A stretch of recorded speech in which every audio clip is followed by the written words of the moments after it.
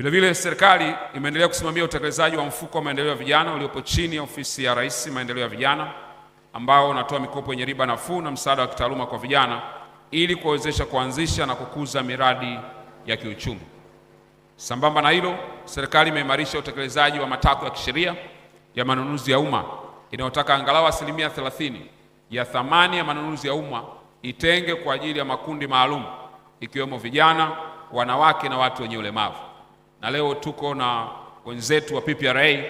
watakuwepo hapa kutuelekeza namna gani tunaweza tukatumia fursa zinazopatikana katika manunuzi ya umma katika taasisi mbalimbali sawasawa na matakwa ya kisheria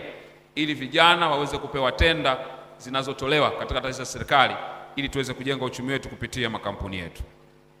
Kupitia utaratibu huu, vijana wameendelea kupata fursa ya kushiriki katika zabuni na manunuzi ya serikali, jambo linalowezesha kuingia katika uchumi rasmi na kukuza biashara zao kwa njia endelevu. Mfano, mwaka 2024-2025 vikundi na makampuni ya vijana yapatayo 299 yenye jumla ya vijana 2226 wamenufaika na utekelezaji wa sheria hii,